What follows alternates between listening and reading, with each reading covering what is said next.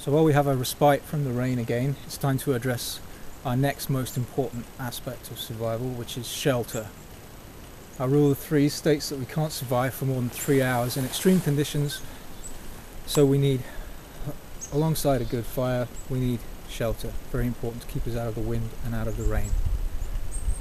Now, when we're choosing a location for our shelter, we want to try and take advantage of as many natural resources as we can. Use the boughs of trees to provide shelter from the wind and the rain. Obviously you don't want to be underneath any obvious widow makers, nothing that's going to fall on you in the middle of the night. That would really put a cramp in your day. Also try and choose an elevated position, so if it does rain and some water gets in through your shelter, it's going to drain away and you're not going to wake up in a puddle. So I've got my site picked out here, as you can see, hopefully. It's an elevated position. We've got plenty of natural shelter with the branches, and we've also got some good trees to attach our anchor points to. The first thing we need to do is to string out our ridgeline. I'm going to use my little Dermasafe knife blade from the survival kit to cut the cordage. The ridgeline needs to be about 3 feet off the ground. A quick tip to the wise is that Dermasafe razor blade is very, very sharp. I actually just cut the tip of my thumb with it. I guess it's not that Dermasafe after all. But cold hands is no excuse. You know, you have to be very, very, very careful. A stupid mistake like that can be a real problem in a real survival situation. So there you go. Englishmen in Ontario making mistakes so you don't have to since 1974. Now, because I opted for this Shelter Pro instead of the standard shelter system, I have the extra mylar blanket because obviously I can use the bivy bag. So I'm going to actually put the mylar blanket as an additional layer underneath the lean-to. Ordinarily I'd have a fire in front of my lean-to, and then the mylar would reflect the heat from the fire back onto me, keeping me nice and warm. But because we're here in a provincial park, they don't allow you to have fires outside of the fire pit because the root system is prone to catching fire, so I'm just going to have to tough it out. But the mylar will still reflect my own body heat back onto me, so it should still work pretty well. You need to be very careful when you unpack your mylar blanket because they're very prone to tearing. I've collected these small pebbles which I'm going to use as buttons, and what I'll do is I'll put the pebble inside the corner of the mylar blanket, twist it over and then tie it off. That'll make a good anchor point. As you can see here, I've reinforced my anchor points on the space blanket with duct tape from my first aid kit, because mylar is not a strong material and it will rip if you put it under tension too much. The duct tape just reinforces it a little bit.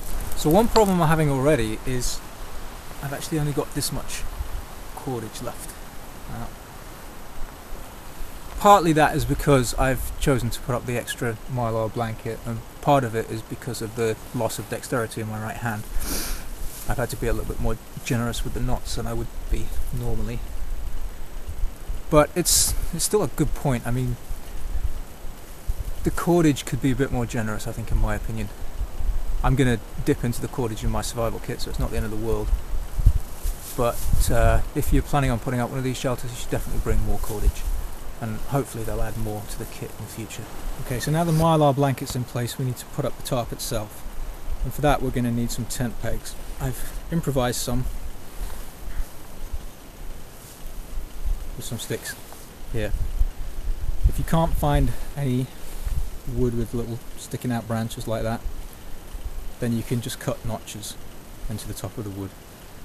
And if you don't know how to improvise a tent peg out of wood by now, then I'll join the scouts or something.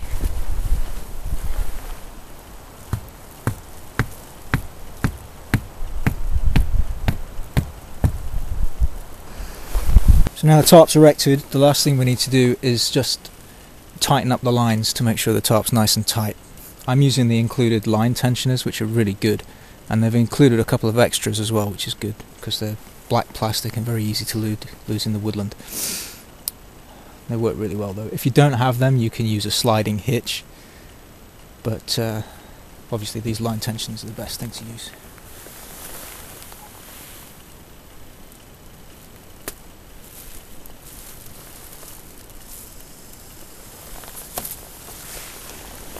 So now we have our classic inverted L tarp. It's a good design. It should keep me dry from the rain, mostly out of the wind. The tarp's made from silicone impregnated nylon, which is really strong and completely waterproof. Now obviously you don't want the wind blowing into your tarp because it will just take off, and even if you've got really strong lines, it will just completely ruin the integrity of the shelter. But also you don't want the wind blowing against the back of the tarp, because the wind will come over and it will create an eddy of air which will flow underneath your tarp lid here. It's especially important if you've got a fire going, because it'll just blow the smoke straight into your face. Ideally what you want to do is you want to have your tarp aligned sort of parallel with the wind, so just offset parallel with the wind, so it sort of blows through. So now we've got our tarp erected, we need to sort out our bedding. Now, ideally these would be perfect. Pine needles, you can cut them down and they make great insulation to put on the base of your shelter. But unfortunately, because we're in a provincial park, they don't let you cut down live trees.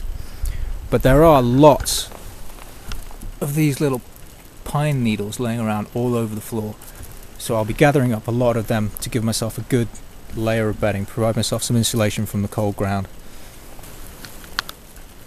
So now we have our bedding all sorted, we have our bivvy bag out.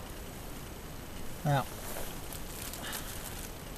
the bivvy bag we have, the Adventure Medical Kits Emergency Bivvy, it's a much better choice than a traditional mylar blanket. It's made from the heat sheets material, which means it stretches rather than rips. It doesn't tear like the mylar, which is a real pain, and all the seams are taped to give it extra strength. Should be in for a comfortable night, I think. Hi everyone. It's about 7:30 in the evening. Temperature is about 8 degrees Celsius. Weather report says it's going to go down to about 2 degrees with a 30% chance of showers. The light's starting to go down now, so I'm going to go and sit by the fire, get warm, and then come in and climb into my shelter. Hopefully it won't get too bad. I'm not going to sleep inside the bivvy initially because I'm concerned that there's going to be a real problem with condensation, and I don't want to spend a long wet night. If I start to get cold, I'll get up, revive the fire, and then come and climb in. Obviously if it gets intolerable, then I've got my tent and my sleeping bag as backup, but I'd rather not use that unless, you know, it's really stupid, because the whole point of coming out here and bringing this stuff with me is to test it, to see if I can rely on it in a life-threatening situation. And if I can't handle it in these ideal conditions, then what's the point? Okay, wish me luck.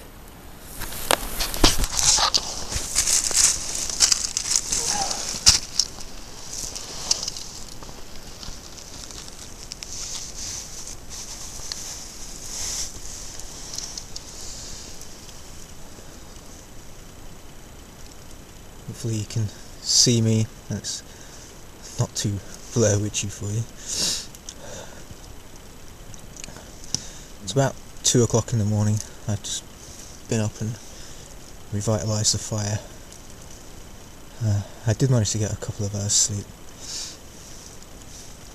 It's not too uncomfortable. I've got plenty of layers on, but I think I'm going to go and get warm by the fire now, and then come back and get into the bivvy bag, because it's about 5 degrees now, so it's getting chilly, and it's going to go down at least another couple of degrees, I think.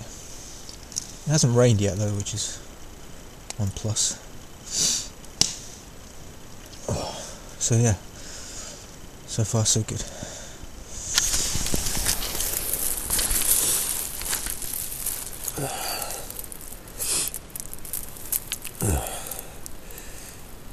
Morning everyone. So it's just after 7 in the morning. It's about 5 degrees. Sun's just come up, but it's really cloudy. Oh, it's cold. So yeah, made it through the night. Had to get up a couple of times to revive the fire. I actually had a brew at one point as well. Bloody love that stove system, it's fantastic. Condensation wasn't too bad. My outer layer's a bit damp, but my inner layer's nice and dry.